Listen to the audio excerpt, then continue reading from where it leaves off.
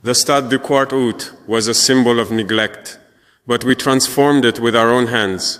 This is Burkina Faso's pride, built by our people, for our future. I am Ibrahim Traoré, and this is the story of how we took back our pride. For decades, the Stade du Quart Août stood like a forgotten giant in the heart of Ouagadougou. Once, its stands roared with the thunder of thousands, fans waving flags, children dreaming of football glory, neighbors united by hope and belonging. But as the years slipped by, the concrete colossus fell silent. Paint peeled from the grandstands, rust crept across the gates, wild grass choked the field where national heroes once ran. When the sun set over the city, the stadium's shadow seemed to stretch for miles, a silent monument not just to sport, but to a deeper story of neglect. We Burkinabe know what it means to wait in darkness. We waited as leaders promised change, but the scoreboard always showed defeat. The stadium, inaugurated in 1984 under Thomas Sankara, the lion-hearted revolutionary who dared to rename our nation the land of upright people, was built as a symbol of unity, self-reliance, and the promise of a new Africa. In those days the world took notice. Here on red Sahel soil, a new dream was rising. The stadium was the beating heart of it all, hosting national celebrations, electrifying matches, and moments when every child believed they too could be stallions. But with Sankara gone, that spirit faded. Years of mismanagement, foreign dependence, and corruption left their mark. Maintenance was neglected, money vanished into the pockets of contractors from distant lands, and the people's faith in their own power withered. By the 2020s, the Confederation of African Football delivered its final blow. The stadium, unfit for international competition, was banned. Our national team, the Stallions, were forced into exile, wandering from Morocco to Ghana, never able to feel the pulse of their home crowd. The loss cut deeper than football. It was as if the world had taken the last spark of hope for it, on Burkina Faso's heart. But the giant was not dead, only sleeping. And in every corner of Ouagadougou, in every crowded taxi and bustling market, people whispered, "Will we ever rise again?" Change in Africa rarely begins with a bang. Sometimes it arrives quietly, a challenge, a dare, a promise whispered into the darkness. In September 2022, I, Captain Ibrahim Traoré, was called to lead Burkina Faso at the age of just 34. Some called me too young. Others called me a soldier, not a statesman. But I had walked the streets of Ouagadougou at midnight, listening to the silence of the abandoned stadium. I had spoken to mothers whose sons once dreamed of football stardom, now struggling to find work. I had seen the flicker of pride in our people's eyes when they spoke of Thomas Sankara, and I knew the time for waiting was over. The stadium became my challenge, my symbol. I declared, against every expert and every foreign advisor, that we would restore the Stade du Quart Août. Not with loans from Paris or handouts from Brussels, not with imported labor or foreign blueprints. We would do it with our own hands, our own sweat, our own gold. It was more than a renovation, it was a revolution in thinking. For the first time in decades, the government invested directly in Burkinabe talent. Local architects and engineers took the lead. Young apprentices, previously unemployed, were trained in state-of-the-art construction techniques. The project became a living university, an outdoor classroom for a new generation of builders.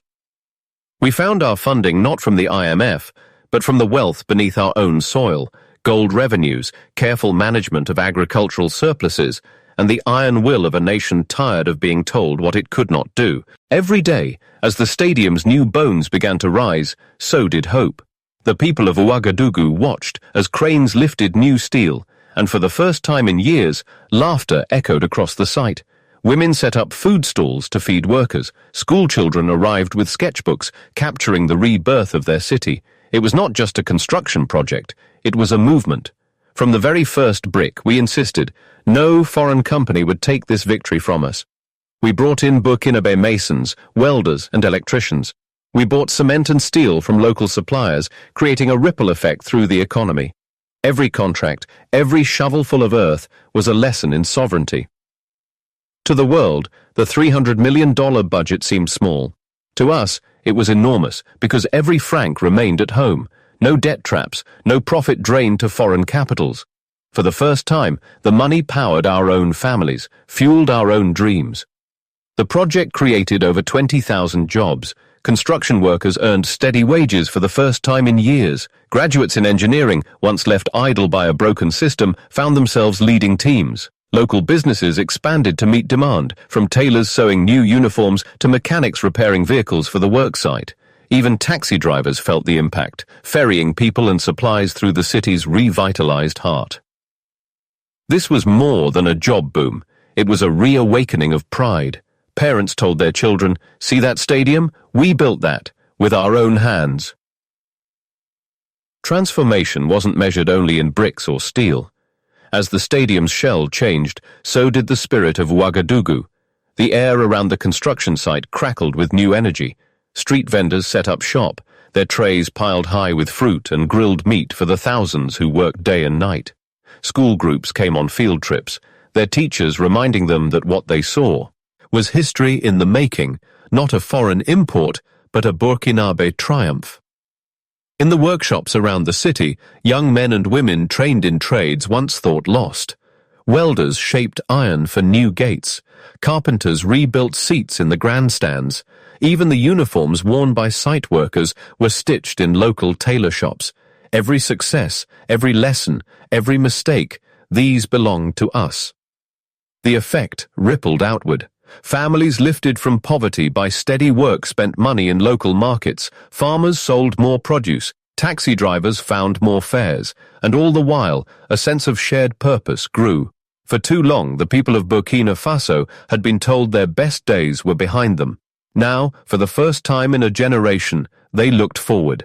But not everyone believed. Critics scoffed. Some said the project would fail without Western expertise. Others predicted the money would run dry or the stadium would collapse in scandal. But every day the site buzzed with activity. The skeptics lost ground to a new confidence.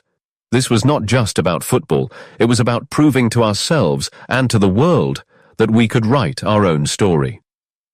The renovation was never only about a stadium. My vision, and the vision of all who labored with me, was bigger, to turn this project into a seed for the future. We worked with vocational schools, offering courses in construction, safety, and management. Young people who once saw no future in Burkina Faso now graduated with skills for a lifetime. Bricklayers and electricians became supervisors. Young women, often shut out of such trades, became welders and engineers, breaking barriers with every day on the job. This was more than employment, it was nation-building. As the stadium took shape, so did a new generation. They carried with them not just technical know-how, but pride, discipline, and the belief that change could come from their own hands. These young professionals would go on to build bridges, roads, and hospitals, spreading the spirit of self-reliance across the country. Community mattered too. On weekends, the site became a place for families to gather and watch progress. Local musicians played songs of hope. Artists painted murals on temporary walls, capturing scenes of unity and rebirth. The city itself was changing, the old air of resignation replaced by one of determination. On August 4th, 2025, the day finally came. The sun rose over Ouagadougou, and for the first time in decades, the Stade du 4 Août shone as a beacon of pride and possibility. Tens of thousands flocked to the opening, waving flags and singing in unison. The ceremony was a spectacle worthy of a new era. Parachute jumps by the military, performances by the nation's greatest musicians, and a sea of color as children's choirs sang songs of hope. I stood on the pitch and felt the ground shake, not from bombs or fear, but from the joyous thunder of a people reclaiming their story. The highlight of the day was a gala match. Burkina Faso's defense and security forces versus African football legends. The score hardly mattered. The real victory was the return of sport, laughter, and pride to our soil. Football stars like Samuel Eto'o, Emmanuel Adebayo, and local heroes like Alain Traoré praised the transformation. Africa is rising, and Burkina Faso is leading the way, Eto'o declared to wild applause. News of the reopening swept across the continent, on television, radio, and WhatsApp groups from Dakar to Dar es Salaam. But even more than the match, what mattered was what the stadium had become. A symbol, not of foreign charity, but of Burkinabe dignity and possibility. The stadium's rebirth was only the beginning. Almost overnight, tourism boomed, hotels filled up, restaurants overflowed, and new businesses opened their doors to meet the flood of visitors.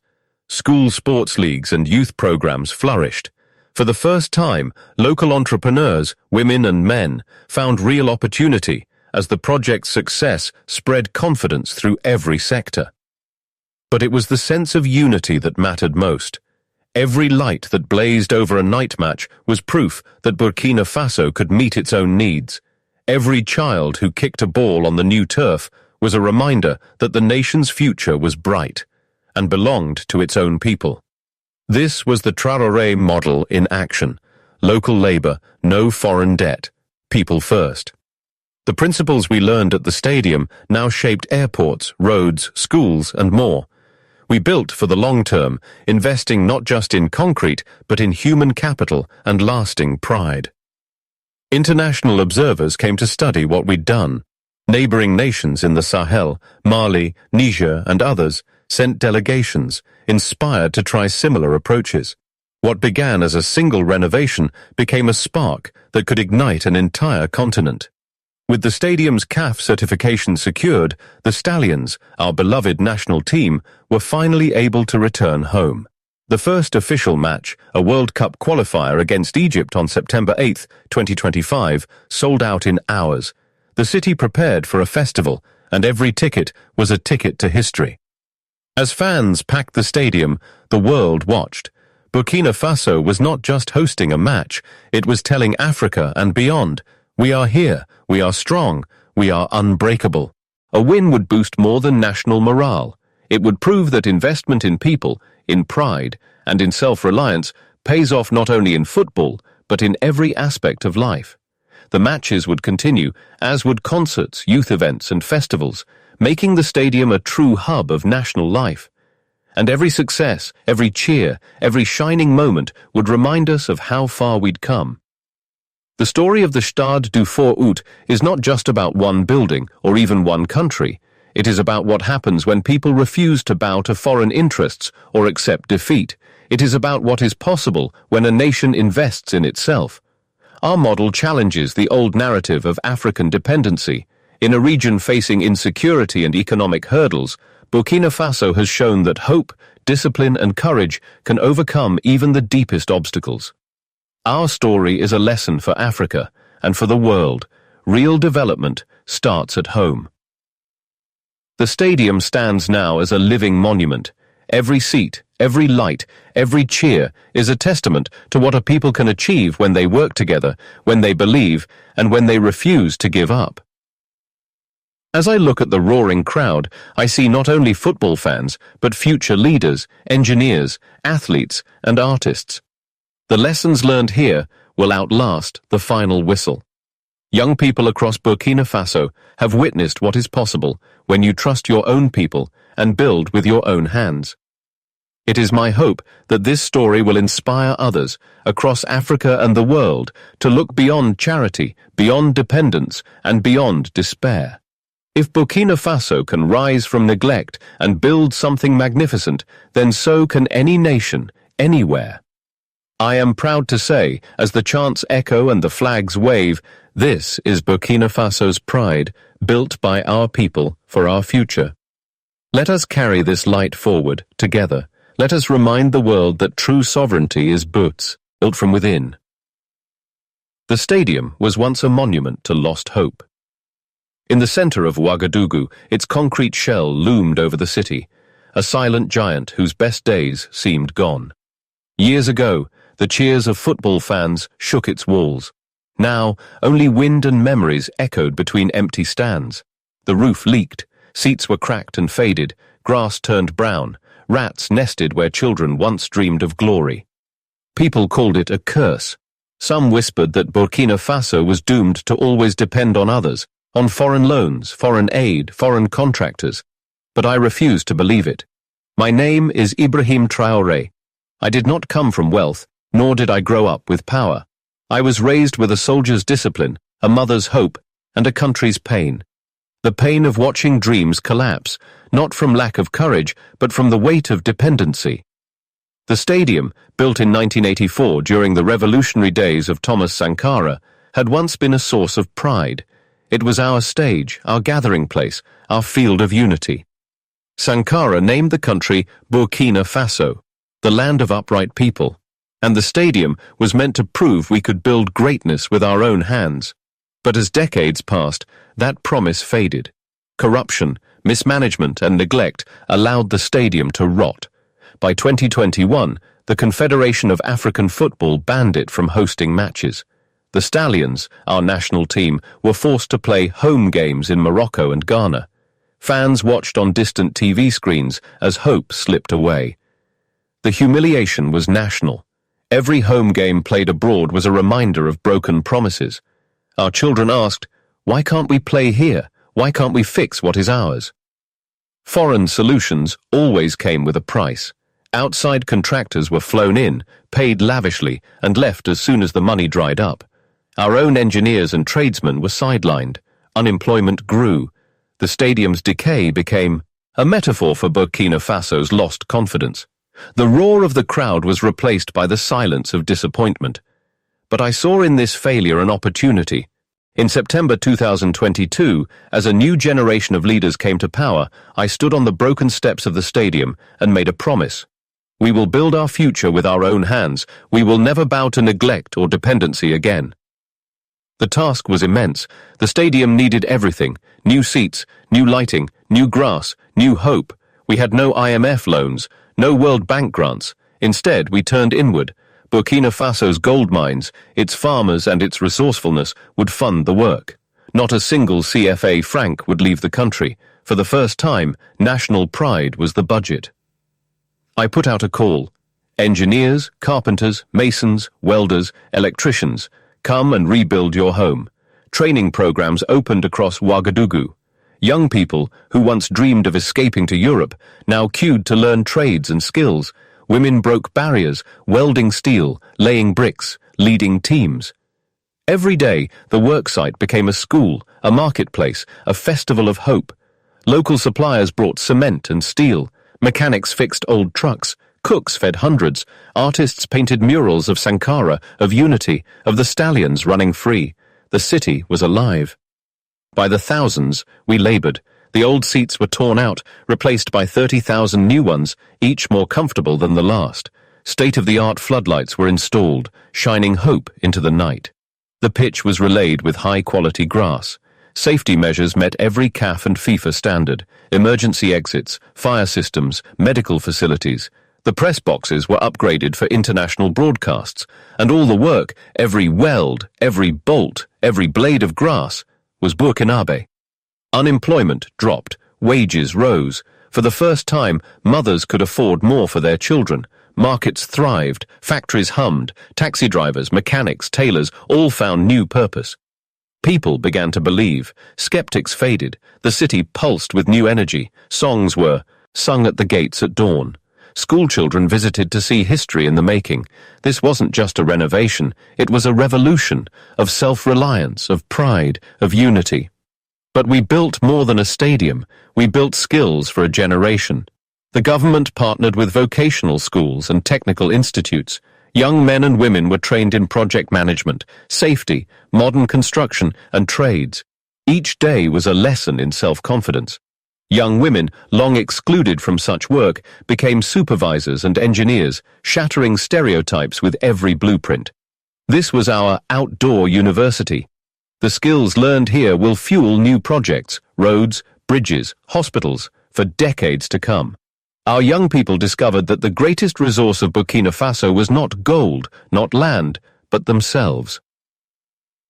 The day of reopening was more than an event. It was a resurrection.